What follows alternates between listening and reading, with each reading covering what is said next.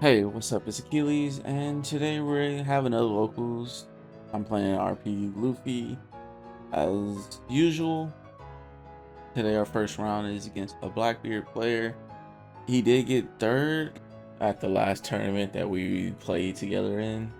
We didn't play against each other, and I think we had the same record. I think he just played better people. Now, Blackbeard isn't a matchup I'm really scared of. I think I win, or like percentage wise, I win most of the time. And right now he's showing people his hand. I think he said it was funny. And now looking at it, definitely seeing those four cost events. And I went ahead and showed my hand as well. Having a pretty good hand, for him. Now going second into the Blackbeard matchup, I think you're even more likely to win, just because they have to go to 9 Don before going to 10, so it just slows them down one more turn.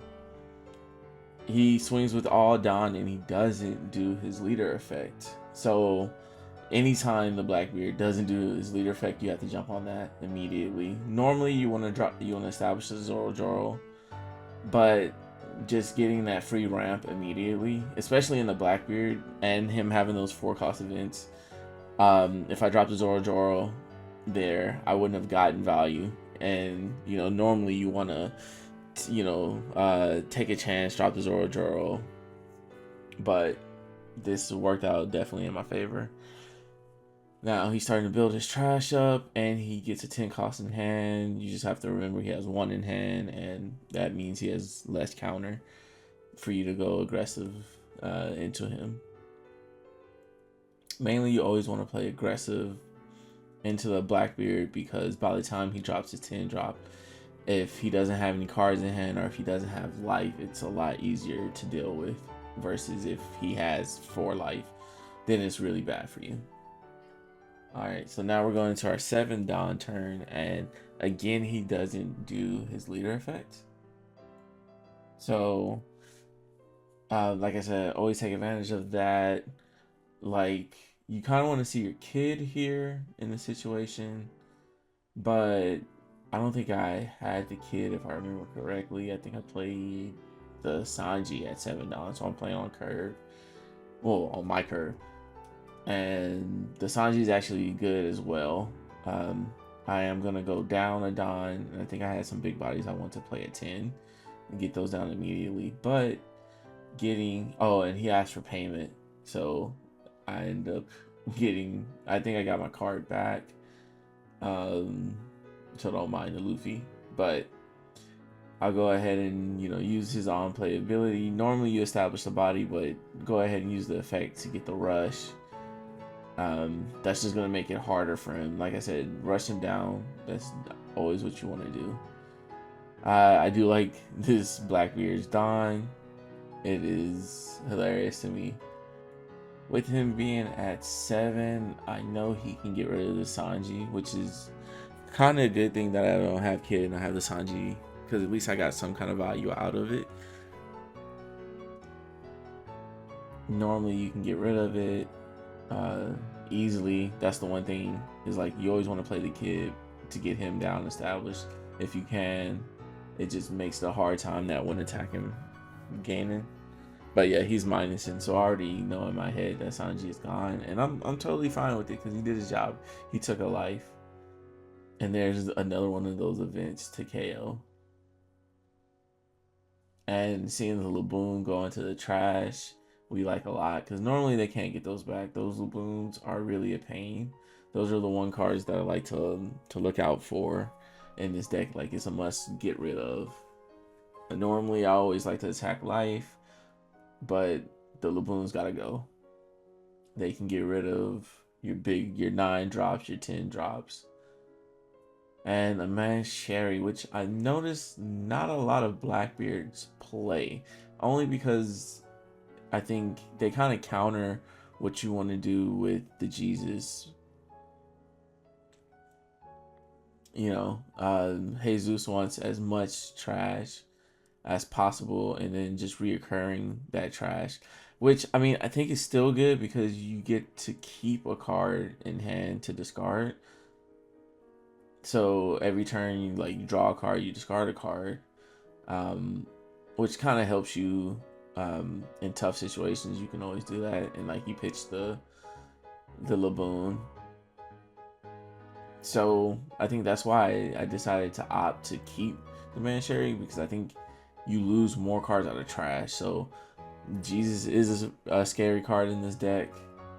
There's really no way to get rid of him except by swinging into him. But if he can build his trash up and make him like very hard to get rid of, I have to worry about the Jesus and the blocker, and that's definitely not what I want to do.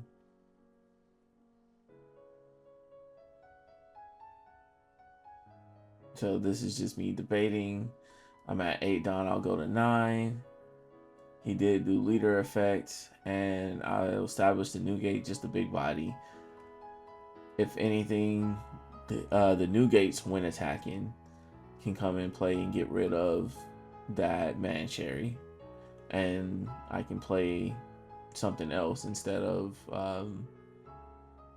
swinging into the Mancherry, because I really don't want to swing into the Mancherry. He has 2 life left, but I see him getting the Laboon back, so that may be a problem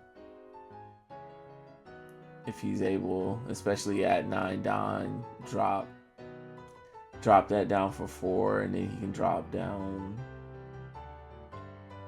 Well, we know he has the 4 cost events. Bam. And yeah, he KOs it. Now we're looking at, and he pitches for leader effect, and he swings 5, but 6K leader, and so he takes it back, which is fine. We're at 10 Don, and this right here is the dilemma. We're at 2 life, he's at 2 life. He has a Laboon on the field, but how many events does he have is what I'm thinking. Because if I can just play a 10 cost, I don't think he can minus down again. So do I swing this at the Laboon to possibly get rid of that, or do I swing at the Blackbeard and get him down to 1? And regardless, if I swing at the Blackbeard, does he pitch a card out of hand? Is what I'm thinking, and yeah, ends up taking. So I'm actually glad I did that, because now he's at 1 life. If he drops though, and then I'll drop the new gate, leave 1 up. I have a Gum Giant for sure, and I don't get my plus. But I'm thinking if he does drop the Blackbeard and he has no counter in hand, then I can just swing. Oh, I won't be able to swing with the new gate, but I can just swing 16 or maybe 14 with lead and make him block and get rid of that guy. But he has another Laboon and a Doc Q, so boom, that drops him down to 1 and KO.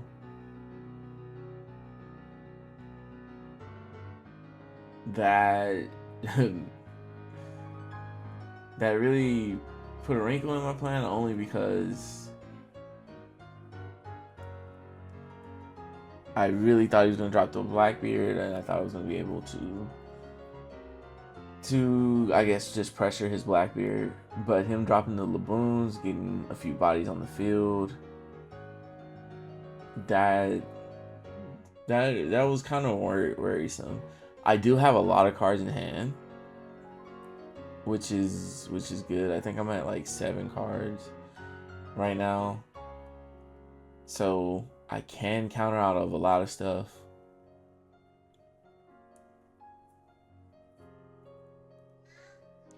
And then I have a Thunderboggle I draw as well.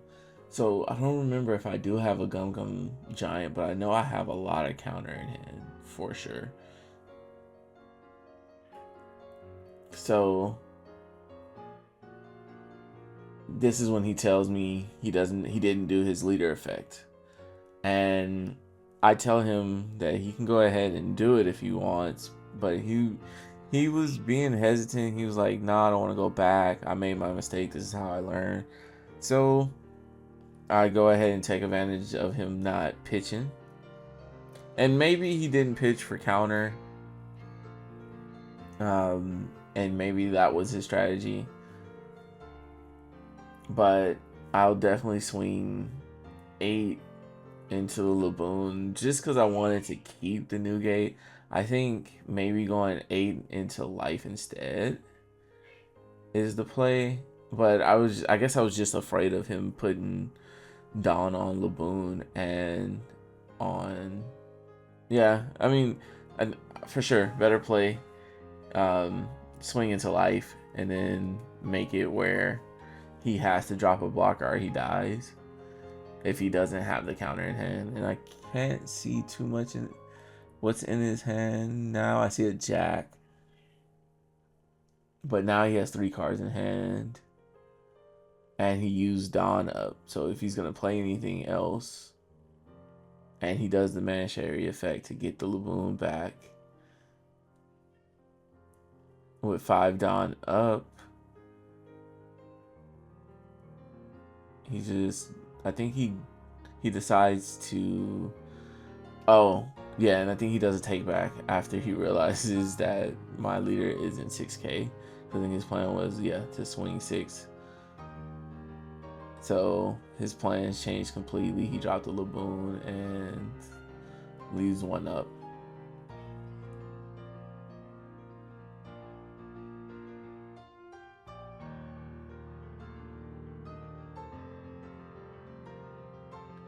And now here, I just go ahead and decide to take that last life.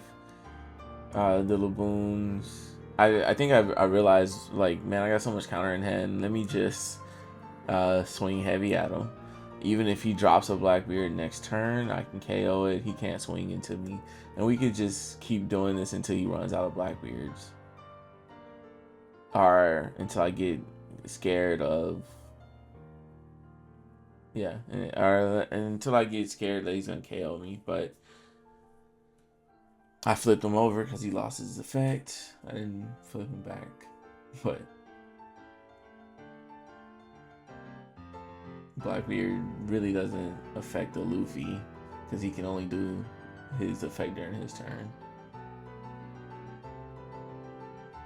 But I go ahead and I just do the math. I try to get big enough to where I know I'm gonna KO the Blackbeard and then leave some Dawn up for all the events. So I'll end turn. I have a lot of counter, but all I have to do is, and he'll have to add like 1 Dawn to each character. That's 3 Dawn, but again, another Blackbeard. So just doing the math, he has to add, with the characters on the field with the Laboons, he has to add 3 Dawn to each to get at a 1k. And then if you want to swing with Dot Q or Manshari, that's 6 Dawn a piece. So that's not really ideally what he wants to do, and him not establishing any Jesuses really put him behind. But also not having the stage, which I think he just pulled. Now not being able to search as much as he wants with only 1 card in hand, unless he finds a blocker. This looks like game. And if I don't grab Rush, like if he plays a blocker or a chump blocker, yeah, I think that all they have is a chump blocker. If he plays that, unless I get Rush, it buys him another turn. But I am keeping 1 up. And he's deciding to try to go for game with 3 swings. But just having the Gum Gum Giant up, he won't be able to. So just debating if I Gum Gum Giant here or if I let him swing twice and then Gum Gum. Which I think I probably should have just let him swing twice, let him think he's getting game. He does have a couple of cards in hand, and I think that's why I decided to just try to stay a little bit healthier. Just being scared, because there's a lot of times where you think you have game, and that's not actually his hand. Now that I think about it, that's his Don.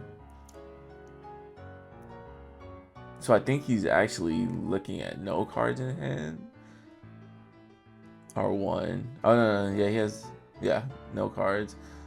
But yeah, the Gungam Giant, he wouldn't be able to kill me, and then I get another Gungam Giant for next turn. I have 2 Thunder Bagwas, I have some 2Ks. I just had a lot of counter in hand. Alright, so now we're going against the Sanji deck.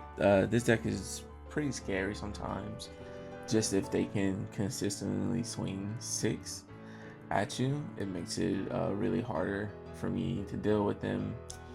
And I think preferably they want to go second. I think I won dice roll, so I chose to go first, just so I can attack on curve.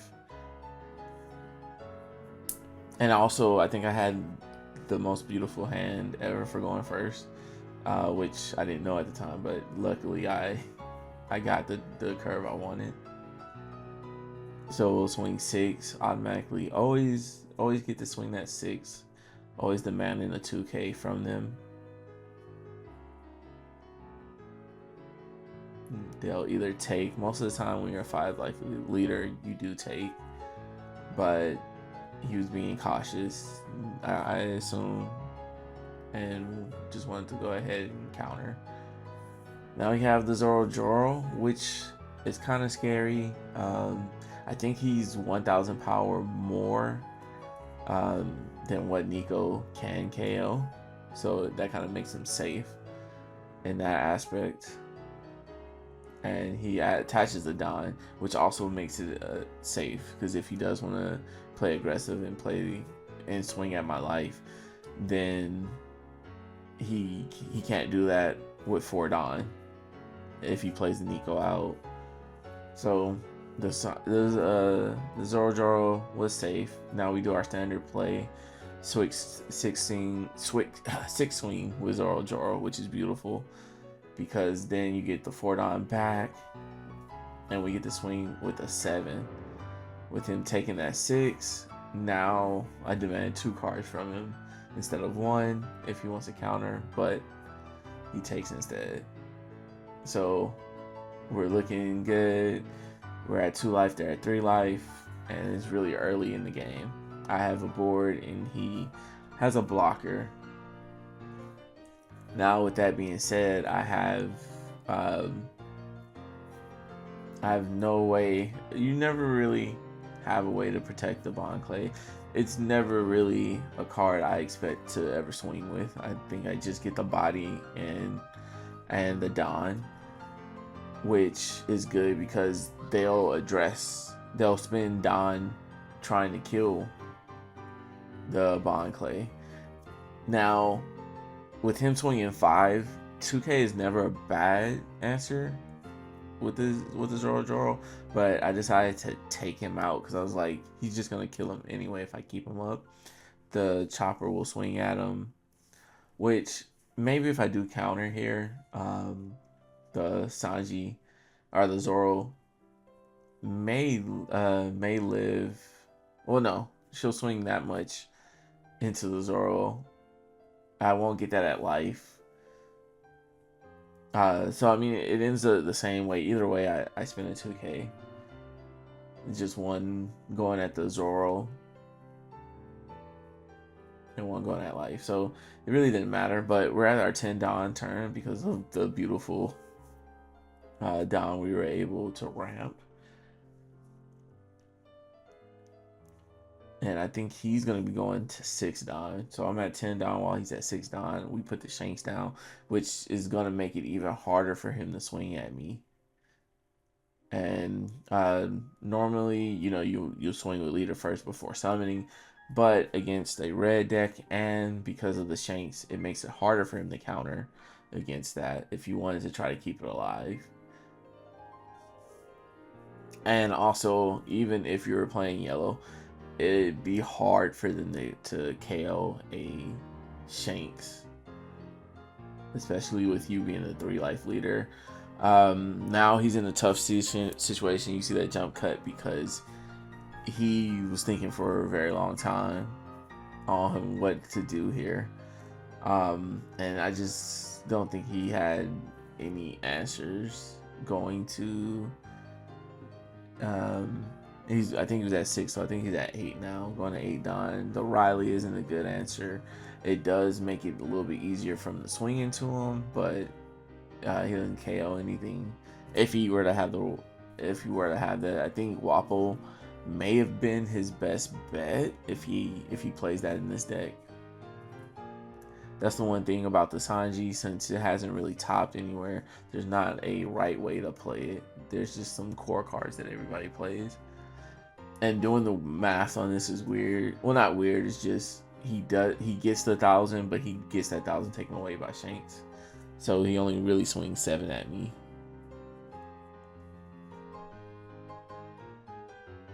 And I think I decided to go down to 1 because I don't remember if I was looking for something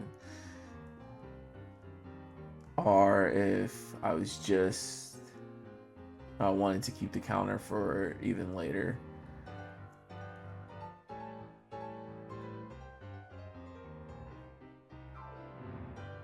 Oh no, that was a huge swing. The Sanji. I just wanted to keep most of those cards. So for sure, since I have only 2 bodies on the field and no rush, I want to go ahead and try to get rid of one of their cards because I don't want him having 3 swings at me. 3 swings at me, well, possibly 4 swings because of rush. So he goes in and blocks it. So I mean, this is still kind of in his game, even though I feel like my tempo is really strong and my defensive power is really strong. We swing another 8, get some more cards out of his hand. It looks like he's gonna protect because even with just those 2, if he can get them up to 8, if he can get them up there, maybe he can win. But you know, we always leave 1 up for the Gum Giant, which is just so good in this deck. The one thing about this deck was the draw power. Like, it had none, and you didn't have the life that everybody, like, you had like 1 less life than 4 card leaders, so it was even more rough on you. So he gives us 3 cards, which tells us a lot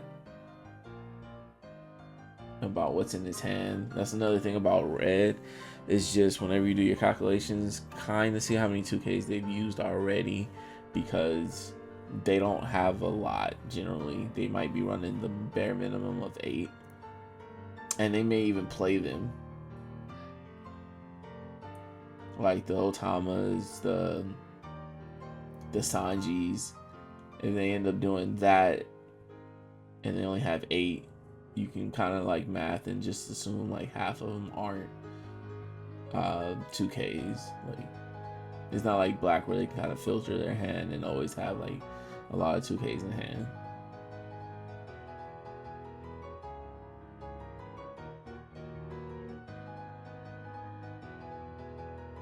So I think he's just mathing out 2, 2, 2. Yeah, split evenly, which would be 2 10K swings, and my leader is at 8K. So just with the Gum Giant alone, I'm able to counter out of it. That's why, like, I think somebody said that the new gate was bait, but just being able to play the new gate, clear stuff off their board, and having that AK leader just is so nice on top of his win attacking. So he can actually do some stuff against Blackbeard. He might not have that on play, but that win attacking can KO stuff that you don't want to swing into, especially if they have chump blockers. And Shanks makes it even better because those 3/4 blockers are now in New Gate's range. So with me countering that out, I think he ends up stopping attacking for game.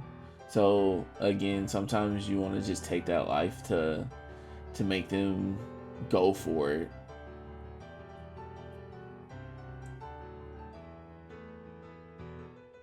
And it'll definitely end the game a lot sooner. But with me countering out, he realized he couldn't go for game anymore, and he goes and gets that 3/4 blocker chopper, which I'm totally okay with. And a lot of people don't even know Newgate's, like, they forget that Newgate has a win attacking effect.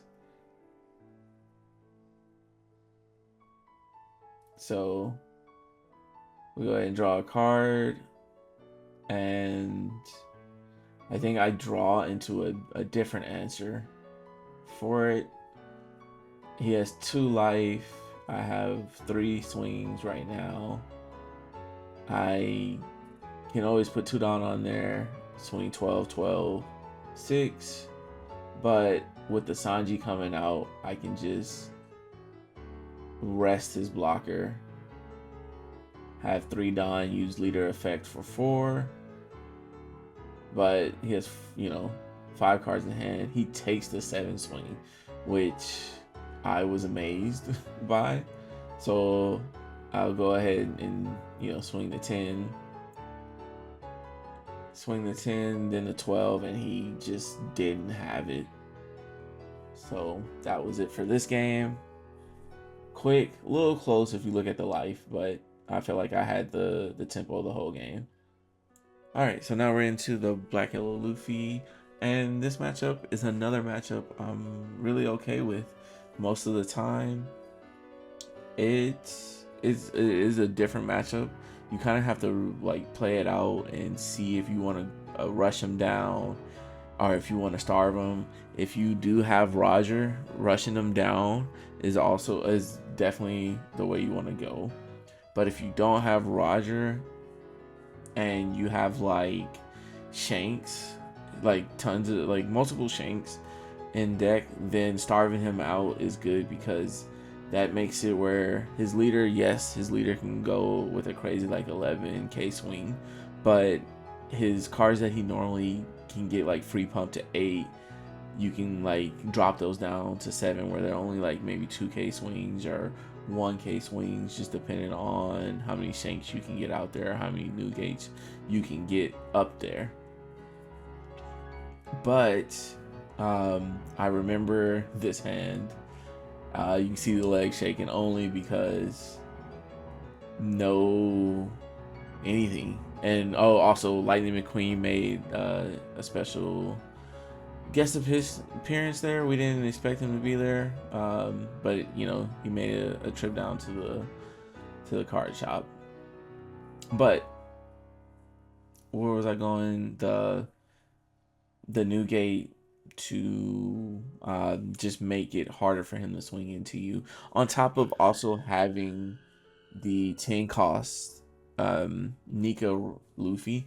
Nika Luffy is another amazing card into this matchup, because that leader that he has planned to be a 9k body. If you have a lot of swings on board and you can drop that Nika down, if he blocks them, that takes the blockers away, and then you can take that 9k away from him and swing 10 into 12, and generally they won't have it.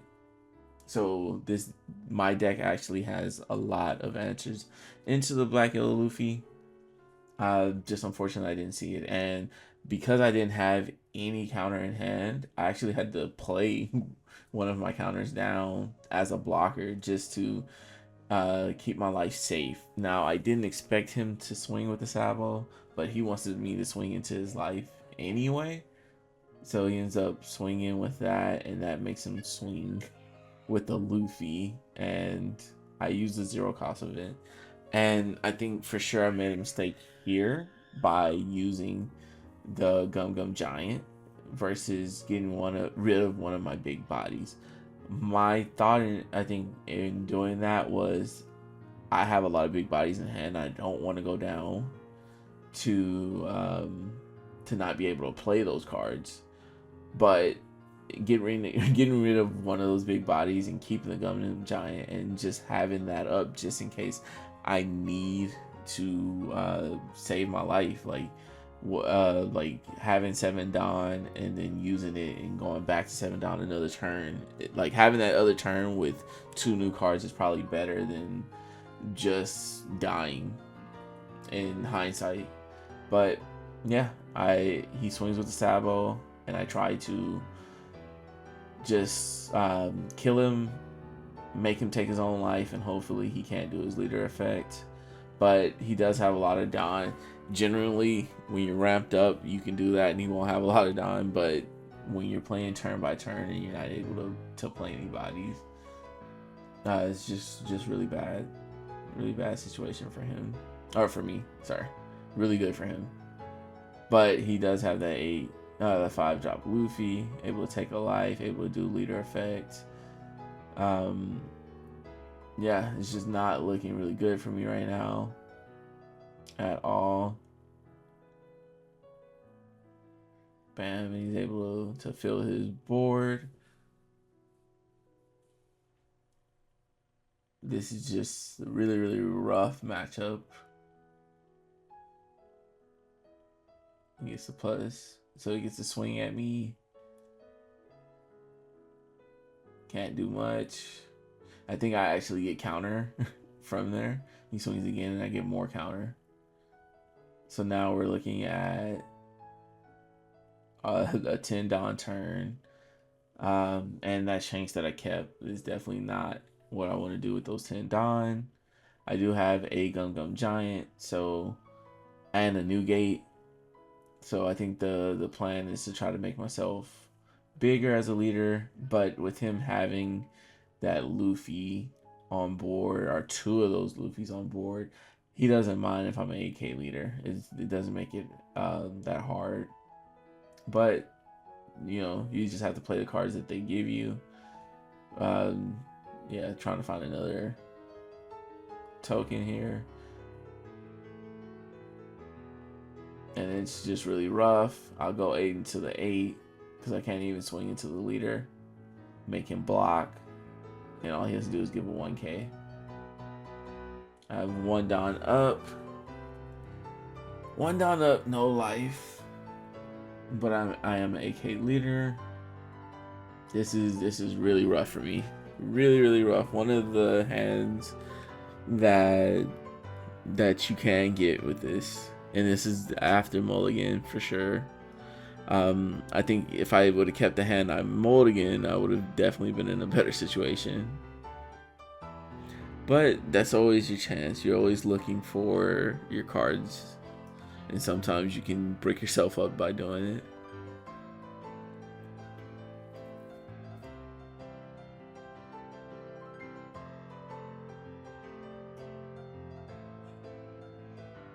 He drops the Gecko down on his 10 Dawn turn. He go ahead and protects the body he swung with. And able to swap out and get 2 more blockers. It's just looking not really good for me at all. Like, if I ran the Diable Jambe, maybe that would have been a lot better. I mean, there still could have been a chance.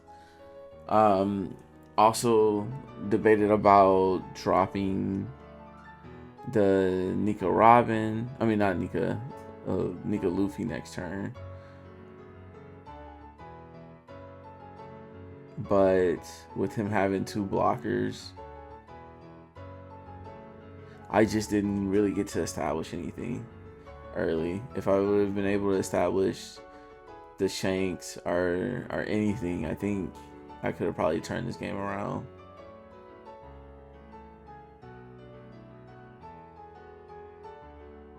And he just has a lot of big bodies here, drawn. And maybe if I swung, so I'm gonna swing 10. There's 4 cards in hand. Huh. he has 4 cards in hand, 2 blockers. I just felt hopeless. Like swinging the 10 into the 9. I should have maybe done that instead. Yeah, because he just takes. I think this is why we rewatch the recordings, right? Swinging the 10 into the Luffy. He would have got more cards out of his hand. Dropping Anika down.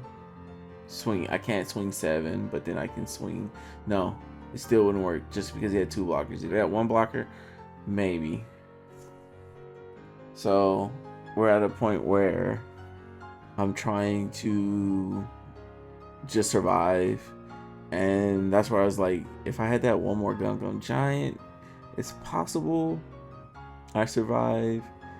I had 1 Don up just to bluff, maybe make him swing at my board, but I have no life. So, and realistically, you just throw 10 Don on Gecko, or not even that much, but you know, just throw a lot of Dons, just swing a bunch of times at me. I am an AK leader, so you aren't able to get like swing.